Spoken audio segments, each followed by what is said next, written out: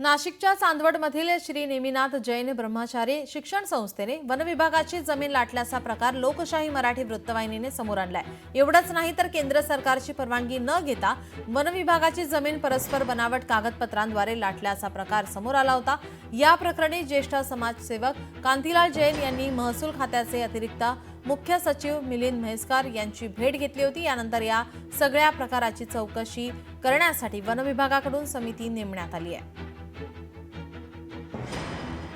जिल्हाधिकारी नाशिक जलज शर्मा जे बोलतायत त्या बोलण्यावरनं एक स्पष्ट होतं की जिल्हा प्रशासन आणि वन विभाग कशी टोलवाटोलवी करते। एकदम टाळमटाळी आपलं अंग कसं झटकायचं हे याचं जिवंत उदाहरण नाशिकचे सन्माननीय कलेक्टर जे बोलतायत हे त्याच्यामध्ये आपल्याला स्पष्ट दिसेल। आता आम्ही राष्ट्रपतीकडे तक्रार केलेली आहे, भारताचे गृहमंत्री अमित भाई शहाकडे तक्रार केलेली आहे। आता बेमुदत नाही आमरण उपोषणला बसण्याची तयारी आहे। याचा छडा पूर्ण लागला पाहिजे। जेव्हा आम्ही चेक केला तर ह्याच्या पूर्वी पण 2 किंवा 3 वेळी ह्याच्यावर चौकशी झालेली आहे आणि जे त्याचे अहवाल आहे ते शासनाला दिलेला आहे।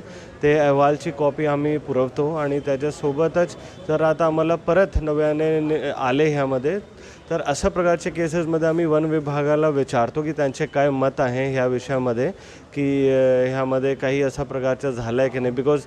कारण की वन विभागाकडे सर्व नोंदी असतात, त्यांच्याकडे जे जमिनी आहे त्या विषयाबद्दल नोंदी असतात। तर परत आम्ही एकदा खात्री करण्यासाठी त्यांना विचारू की ह्यामध्ये त्यांचे काय मत आहे वन विभागाचे। हे संबंधितांचं म्हणणं वस्तुस्थितीवर आधारित नाही, कारण संबंधित पूर्ण क्षेत्र जे होतं वनाचं त्यापैकी काही भाग महसूल विभागाला वर्ग केलेला आहे।